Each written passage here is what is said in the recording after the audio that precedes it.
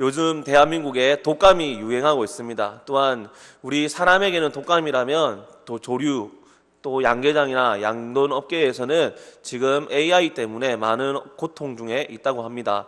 그처럼 이 추운 겨울이면 바이러스나 균들이 활성화되고 또한 기온이 낮아지니 우리 몸의 면역성이 떨어지기도 합니다. 이 남아있는 한 주간 우리가 이 한 해를 마감할 때 건강 잘 지키시고 건강한 모습으로 성탄 맞이하시기를 예수님 이름으로 소망합니다. 오늘 말씀을 조금 보시면 입에 대해서, 말에 대해서 주의하라라고 하는 내용이 담겨 있습니다. 1장과 2장에서는 야고보 사도가 그의 삶의 행실과 마음에 대하여서 그리고 다른 사람에 대하는 그 행위에 대해서도 주의를 하라고 말하고 있는데, 이제는 스스로에 대하여서 잘 가다듬고 특히나 1절에 선생된 자들에 대하여서 말씀을 하고 있다는 것입니다. 야고보서의 서신을 보면 야고보 사도는 많은 흩어져 있는 형제들에게 이 서신을 보내면서 초대교회가 겪을 일들과 또한 초대교회가 어떻게 지내야 정말 하나님 말씀 가운데 참된 교회인지를 계속해서 권면하고 전하고 있습니다. 구약 성경에서 잠언을 우리 삶의 기준이요 신앙의 기준이라고 말한다면, 신약 성경에서는 야고보서가 신약의 잠언이라고도 일컬음을 받습니다. 그처럼 행위와 그리고 우리 삶의 지침에 대해서도 야고보 사도는 떨어지지 말고 한 몸과 한 입이 되도록 가르쳐주고 있다는 것입니다. 오늘 말씀의 제목은 구밀복검이라는 사자성어를 조금 인용했습니다. 구밀복검, 입구자, 그리고 꿀밀자, 그리고 배복자, 칼검자를 사용하고 있는 사자성어입니다. 이 사자성어가 탄생한 배경에는 당나라 현종 때 이인보와 양귀비 그리고 많은 충신들에 대하여서 일어났던 사건에서 나오는 사자성어입니다. 당 태종이 주색에 빠져 있을 때, 양귀비와 그리고 술과 많은 행락에 빠져 있을 때 충신들이 충언을 하고자 왕궁 앞에서 그 황제를 기다리고 있었습니다. 하지만 황제는 충신을 바라보지 않고 충신들의 말을 듣지 아니하고 주색에 빠져 있는 상황에 그 충신들과 그리고 당 현종을 이어주는 중간에 큰 직분을 가진 사람이 있었습니다. 그 사람의 이름이 이인보라는 사람이었는데, 이 이인보라는 사람은 간신이었습니다. 충신이 아니라 간신이었기 때문에 충언이 들려오면 그 충언을 하는 충신들에 대하여서 저 황실 앞에 있는 말들을 보아라, 저 말들이 어떻게 매여 있는가, 저 말들이 아무 말 없이 아무 소리도 내지 않고 단지 그냥 그 자리를 지키며 매여 있다라고 말하고 있습니다. 자네들도 충신이 되고자 한다면 저 말들처럼 가만히 매여 있어야 할 것이다 라고 이인보가 충신들에게 말을 하였습니다. 그리고 이인보는 그 충신들이 계속해서 황제, 당 현종을 만나고자 한다면 그들을 죽이기도 하였고 감금하기도 하였습니다. 그처럼 주색에 빠져있던 현종은 그것을 알지 못하고 나라를 돌보지 못하고 나라는 기울어져 가고 있었습니다. 양귀비를 통해서 나라가 망하고 있는 상황을 당현종은 알지 못했다는 것입니다. 그처럼 사람은 사람의 입에서 나오는 말을 드러내기도 하며 그 말을 숨기기도 합니다. 입은 굉장한 능력을 가지고 있다는 것입니다. 하나님께서 우리에게 입을 주시고 말을 할 수 있는 권세를 주실 때 단순히 소리만 내는 것이 아니라 우리 이 말에 사람의 마음을 담아서 표현하기도 하고 사람의 행동과 계획을 담아서 말을 하기도 합니다. 이처럼 말의 권세는 하나님께서 주신 귀한 권세라는 것입니다. 이 이인보를 통해서 충신들의 말이 전해지지 않고 또한 이인보가 그 말을 듣고 입에는 당현종을 꿰는 말을 하며 속에는 내가 저 당현종에게 무엇을 받을까, 저 충신들을 어떻게 내가 막아서 나의 자리를 지킬 수 있을까라고 품고 있었던 상황을 충신들이 구밀복검이라고 말을 했다라는 것입니다. 입에는 꿀이 발려있지만은 그 속에, 뱃속에는 칼을 가지고 있다라는 말의 뜻을 가지고 있습니다. 그처럼 사람은 겉과 속이 다를 수 있다는 것입니다. 오늘날 살아가는 가운데 사회생활뿐만이 아니라 교회에서도 신앙생활 속에서도 우리는 구밀복검의 말과 같이 입과 생각과 그리고 우리 속에 품은 마음이 다를 수 있다는 것을 우리는 경험하고 살고 있습니다. 본문 말씀을 살펴보면 야고보 사도는 사람의 그 입이 얼마나 조심해야 되며 특히나 앞선 자, 앞에 서는 자, 직분자와 선생들이 그러한 행실을 반드시 지켜야 할 것을 당부하고 있습니다. 1절과 2절 말씀을 보시면 내 형제들아 너희는 선생된 우리가 더 큰 심판을 받을 줄을 알고 선생이 많이 되지 말라라고 말씀하고 있습니다. 선생이 되지 말라라는 것에 중점이 있는 것이 아니라 더 큰 심판을 받을 줄 알고의 중점을 두어야 한다는 것입니다. 단순히 여기서 쓰이는 심판은 최후의 순간의 심판이 아니라 그 책임과 임무가 중하다, 아주 무겁다라는 것에 중점을 두고 있다는 것입니다. 앞에 서는 자나 가르치는 자, 사도로서 살아가는 우리는 얼마나 큰 책임을 가지고 입과 행실에 중요성을 가지고 있어야 되는지 알아야 한다라는 내용을 1절에서 표현하고 있다는 것입니다. 계속해서 2절 말씀을 보시면 우리가 다 실수가 많으니 만일 말에 실수가 없는 자라면 곧 온전한 사람이라 라고 표현하고 있다는 것입니다. 누구나 실수를 할 수 있는 가운데 그 입에서, 말에서, 행실에서 실수가 드러날 수 있습니다. 그러나 그 말에 실수가 없는 사람이라면 온전한 사람이다 라고 야고보 사도는 표현을 하고 있다는 것입니다. 그처럼 이 입에서 나오는 그 말이 얼마나 어렵고 힘든 것인지 야고보 사도가 말씀하고 있다는 것입니다. 아무리 좋은 뜻을 담고 있을지라도 이 말의 표현이 점 하나 잘못 지키면 님자가 남자가 되는 것처럼 좋은 마음을 품고 있어도 그 좋은 마음을 입으로서 바르게 표현하지 못한다면 우리는 이 말이 독이 될 경우도 있다는 것입니다. 분명 마음은 선을 품고 있는데 입에서 나오는 표현이 잘못됨으로 오해를 불러일으키는 경우가 있다는 것입니다. 그처럼 말을 온전히 하는 사람이라면 말에 실수가 없는 사람이라면 곧 온전한 사람이다라는 표현이 바로 이러한 이치가 아닌지 싶습니다. 3절 말씀에 우리가 말들의 입에 재갈을 물리는 것은 우리에게 순종하게 하려고 그 온몸을 제어하는 것이라 라고 사도 바울이 말씀하고 있습니다. 말에 재갈을 물린다라는 것은 이 짐승을 다루기 위한 도구를 표현하고 있습니다. 말뿐만 아니라 우리는 소의 코에 고삐를 끼기도 하고 뚜레를 뚫어서 코에 달기도 합니다. 그렇게 해서 소를 어떻게 다룹니까? 농경사회에 알맞게끔 우리 사람이 힘들게 노력을 할 때 짐승을 통하여서 일을 조금 더 수월하고 융통성 있게 효율적으로 농사를 짓는 것을 생각해 볼 수도 있습니다. 또한 무거운 짐을 나를 때에도 소가 끄는 수레에 짐을 실어서 한 번에 많은 짐들을 옮길 수 있는 그러한 효율성도 가지고 있습니다. 그러나 이 소를 우리가 동으로 끌고자 하는데 소가 서로 간다면 이것은 매우 비효율적인 일이 되어버립니다. 그처럼 우리는 그러한 비효율적인 일과 그리고 잘못된 일을 막기 위해서 우리는 말을 조심해야 되고 그 말을 조심하기 위해서 또한 소를 다루기 위해서 재갈을 물리는 것입니다. 우리 사람은 재갈을 물릴 수는 없습니다. 사람의 재갈을 물릴 수 없지만은 사람에게는 혀가 있습니다. 이 혀를 통해서 우리는 사람에게 명령도 하고 요구도 하고 요청도 하고 또한 사람을 가르치기도 합니다. 선생된 자는 앞에서 세움받아서 가르칠 때에 우리는 정직함과 그리고 올바른 것을 가르칠 수 있어야 합니다. 특히나 초대교회나 오늘날 교회는 그 교회의 전통 방식이 크게 변하지는 않았습니다.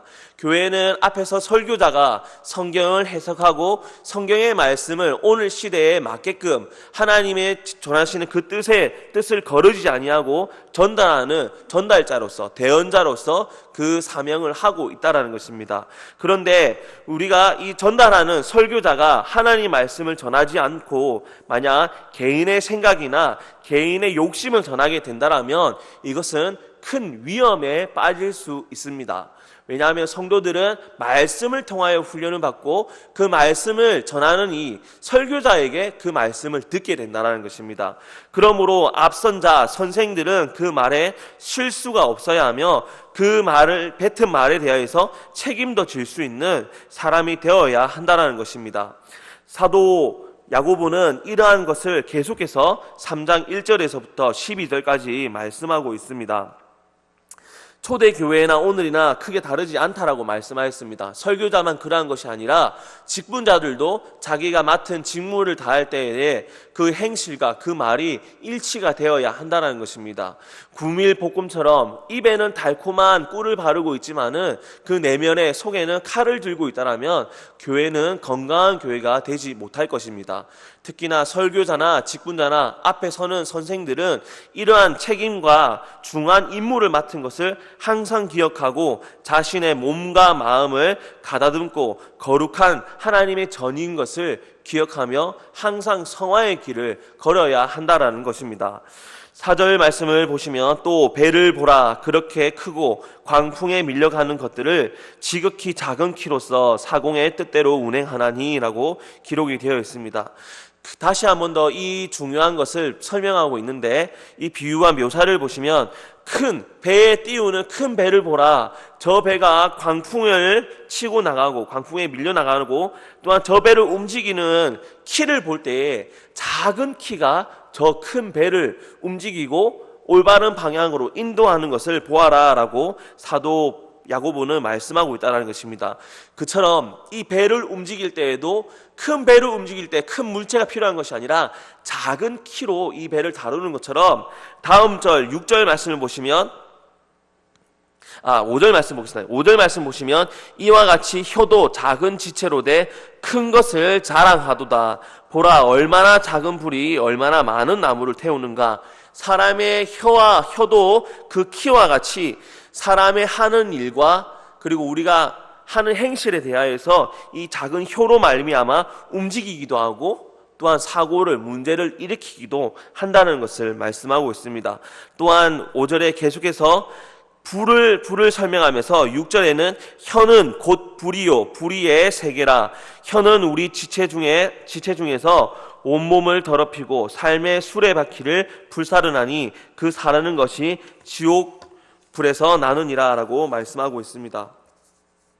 그처럼 사람의 혀가 얼마나 중요한지 작은 불씨가 큰 숲을 태우는 것처럼 이 작은 말 하나가 큰 문제를 일으키기도 한다는 것을 야고보 사도가 말씀하고 있다는 것입니다. 똑같이 말을 하였지만은 어떤 이에게는 이 말이 상처가 되기도 하고 그 사람을 무너뜨리기도 한다는 것입니다. 말의 중요성, 혀의 중요성을 우리는 항상 생각하고 기억하며 교회나 사회에서도 교제를 하고 말을 하는 사람이 되어야 할 것을 야고보 사도는 말씀하고 있습니다. 단지 앞에 서는 자뿐만이 아니라 교회에서 하나님의 자녀로서 살아가는 자들은 이것을 잊지 말고 그 삶 가운데 말을 조심해야 할 것을 당부하고 있다는 것입니다. 7절 말씀에 여러 종류의 짐승과 새와 벌레와 바다의 생물은 다 사람이 길들일 수 있고 길들여 왔거니와 라고 기록이 되어 있습니다. 하나님이 이 땅에 천지 창조를 하시고 사람에게 큰 권세를 주셨습니다. 말의 권세뿐만 아니라 입의 권세뿐만 아니라 피조물들을 다스리고 지키는 그 권세를 하나님이 주셨다는 것입니다. 하나님께서 아담에게 지혜를 주시면서 명령하시기를 세상의 피조물에게 이름을 지어라고 하셨고 아담이 그 말하는 대로 그것이 그 이름이 되었다라고 기록이 되어 있습니다. 그처럼 사람은 하나님의 능력을 부여받았고 하나님의 권세를 부여받았습니다. 사람의 입에서 나오는 말은 단순히 소리만 있는 것이 아니라 그 말 속에 많은 힘이 담겨 있고 권세도 담겨 있다라는 것입니다. 하나님이 사람을 지으실 때 사람에게 하나님의 형상을 담도록 지으셨습니다. 그것은 눈과 코와 입만 형상, 우리가 보는 이미지, 실체를 바라보는 것이 아니라 생각과 그리고 의지와 감정과 그 지정의를 우리에게 사람에게 주셨다는 것입니다. 하나님의 형상은 바로 지정의를 뜻하고 있습니다. 우리는 하나님의 형상으로서 지음받은 사람이 어찌 하나님을 거스르고 다른 행실을 할 수 있겠습니까? 즉 말도 하나님께서 하신 말씀을 지키는 것처럼 우리 사람도 하나님의 형상으로 지음받은 사람으로서 뱉은 말을 지킬 수 있도록 노력하고 책임을 져야 한다는 것입니다. 하나님은 우리에게 요구하시는 것이 하나님을 믿는 사람이라면 하나님을 증거하고 드러내는 나의 증인이 되라고 말씀하십니다. 증인이 되는 조건은 무엇입니까? 내가 보고 들은 것을 더하거나 빼지 않고 그 말씀 그대로, 내가 본 것 그대로, 들은 것 그대로를 전달하는 자를 증인이라고 한다는 것입니다. 우리는 하나님의 증인, 예수 그리스도의 증인이 될 때 어떻게 살아야 합니까? 하나님이 우리에게 주신 그 말씀과 우리에게 주신 그 권세를 더하거나 빼거나 나의 욕심을 채우는 것에 사용하는 것이 아니라 하나님이 주신 온전한 그 사람의 성품을 그대로 나타내고 하나님의 성품을 전할 수 있는 사람이 되어야 한다는 것입니다. 야고보서는 단순히 이론적인 도덕적 부분만 가르치는 것이 아니라 내면적인 행실과 또한 우리 사람의 본질됨을 담고 우리 성도들에게 권면하고 있다는 것입니다. 8절 말씀에 혀는 능히 길들일 사람이 없나니 쉬지 아니하는 악이요 죽이는 독이 가득한 것이라. 하지만 사람이 그 입을 조심하지 아니하면 어떠한 일이 일어나는가? 입은 쉬지 아니하면서 악을 품기도 하고 또한 죽이는 독을 내뱉기도 한다는 것입니다. 사람의 말, 그냥 내뱉는 말이지만은 어떤 이에게는 독이 되고 칼이 되고 죽이는 일이 생긴다는 것입니다. 9절에 이것으로 우리가 주 아버지를 찬송하고 또 이것으로 하나님의 형상대로 지음을 받은 사람을 저주하나니. 똑같은 사람이 입이 몇 개입니까? 10개입니까? 아니죠. 한 입이죠. 하나의 입으로 소리를 내는데 어떤 이에게는 달콤한 소리를, 어떤 이에게는 악한 독이 담겨있는 소리를 하는데 이 입으로 우리가 어떻게 하나님 아버지를 찬송하고 하나님의 형상대로 지음받은 사람이라는 것을 나타낼 수 있겠느냐라고 그 입의 중요성을 다시 한 번 더 당부하고 있다는 것입니다. 거짓말을 안 하고 살 수는 없습니다. 물론 안 하고 사시는 분들 여기 앉아 계시는 거라 생각됩니다. 하지만 저는 거짓말을 합니다. 지난주에도 말에 실수를 하기도 했고 거짓말, 의도치 않게 상황이 허락되지 않아서 약속을 지키지 못한 부분도 있습니다. 그에 대해서 잘못을 가지고 생각은 하고 있었지만은 바르게 표현하지 못한 부분도 있고 서로가 오해가 생겨서 마음에 악을 품기도 한 경우도 있다라는 것입니다. 그처럼 하지만 이러한 실수를 범했을 때 우리 성도는 어떻게 해야 될까요? 이것을 이겨나가야 한다는 것입니다. 그 말을 지키지 못했을 때 역전하는 것이 아니라 잘못을 인정하고 잘못을 용서를 구하고 또한 그러한 실수를 다시 한 번 더 범하지 않기를 노력해야 한다는 것입니다. 9절에 말씀할 때 9절을 말씀하신 야고보를 보면 우리 사람의 연약한 부분도 인정하고 있습니다. 10절 말씀을 보시면 한 입에서 찬송과 저주가 나오는도다 내 형제들아 이것이 마땅하지 아니하니라 라고 말씀하고 있습니다. 하지만 우리 사람은 연약한 부분이 있어서 한 입에서 이러한 실수가 나올 수 있습니다. 하지만 회개치 않는 자는 그 죄 가운데 그 더러운 입 가운데 하나님을 찬송할 수 없으니 우리 성도들은 그 잘못을 인정하고 회개할 것을 야고보는 가르쳐주며 그 회개한 자가 하나님을 찬송할 수 있고 하나님을 높여드릴 수 있다라고 말씀을 하고 있습니다.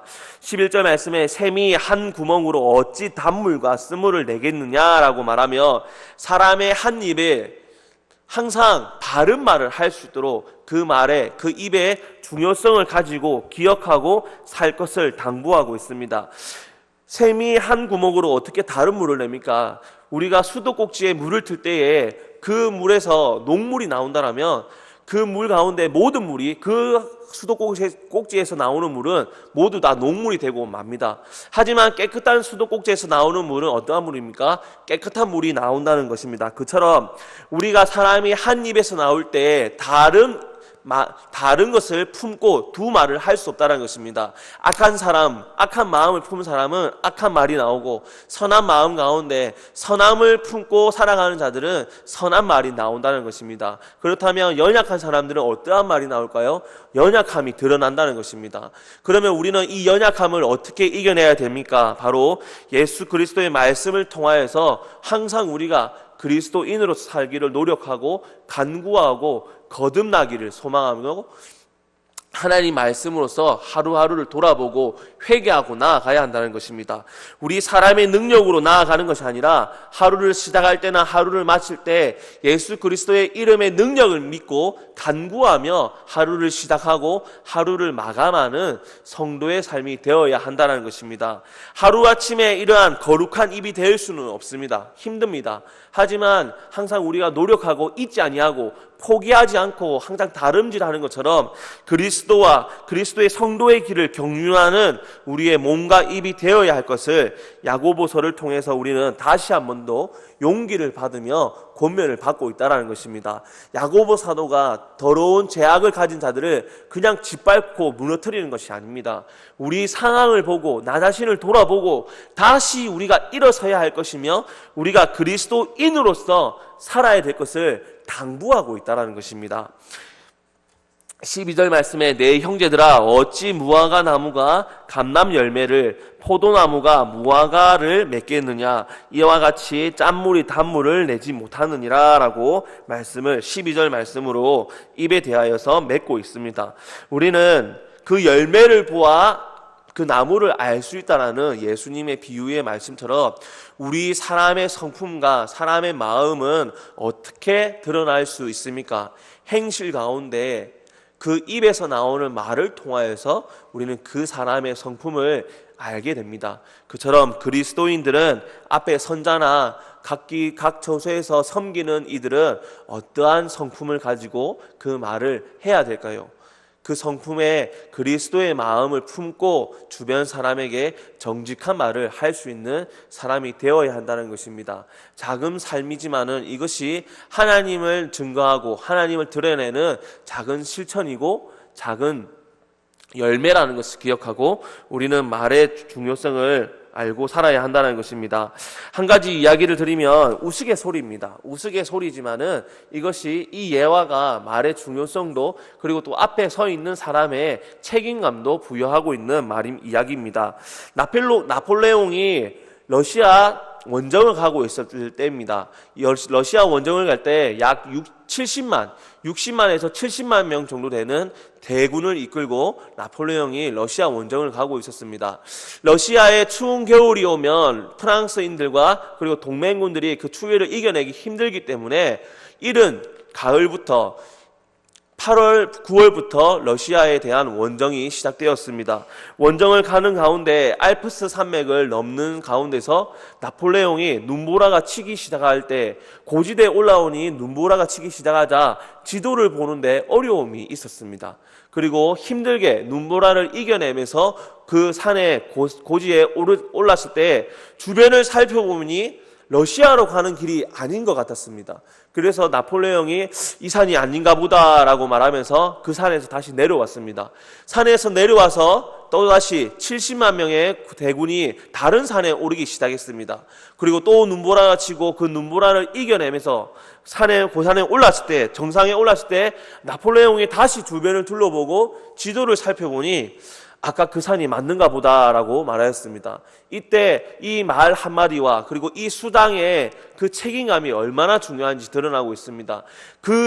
프랑스 원정대회가 나폴레옹 그 말에 통하여서 사기가 꺾이고 지금까지 나와왔던 게 헛된 수고라는 것에 사기가 아주 꺾였다는 예화가 있습니다. 물론 이것은 사실이 아닙니다. 체불함 시리즈와 나폴레옹에 대한 이야기를 함께 궁합을 맞추는 이야기입니다. 하지만 이 말 한마디가 그 대군 70만 명의 사기를 북돋기도 하고 그 사기를 꺾기도 한다는 것입니다. 그리고 잘못된 판단을 우리가 입으로 내뱉을 때 앞에 서 있는 사람 그 한마디를 통해서 많은 사람들이 영향을 받게 된다는 것입니다. 말에 실수를 하였다면 그 말의 실수에 대하여서 그 말에 대한 잘못을 인정하고 나타내고 고백하는 것도 아주 중요하다는 것을 알 수 있습니다. 군대는 장군 한 사람에게 그 많은 생명이 붙들려 있고 그 장군 한 사람의 말을 통하여서 승리를 얻기도 하고 패배를 깨닫기도 합니다. 그처럼 우리는 하나님의 군대로서 살아갑니다. 그리고 이 교회는 교육자들과 교직원들이 그 말에 책임감을 가지고 말을 내뱉습니다. 그때 정직한 말과 책임감이 담겨있지 않는 말이라면 이 교회는 아주 어려운 상황에 빠지게 된다는 것입니다. 그처럼 우리는 한 사람 한 사람이 하나님의 백성이고 하나님을 나타내는 성도요 증인입니다. 우리는 교회에서만 정직한 말을 해야 되는 것이 아니라 삶의 터전에서 어느 곳에 가든지 내가 그리스도를 나타내는 증인이요 라는 사명감을 가지고 정직한 말과 다른 사람을 세워줄 수 있고 다른 사람을 살려줄 수 있는 생명의 말을 뱉는 귀한 생명사역자 그리스도인이 되기를 예수님 이름으로 간구하고 소망합니다. 기도드리겠습니다.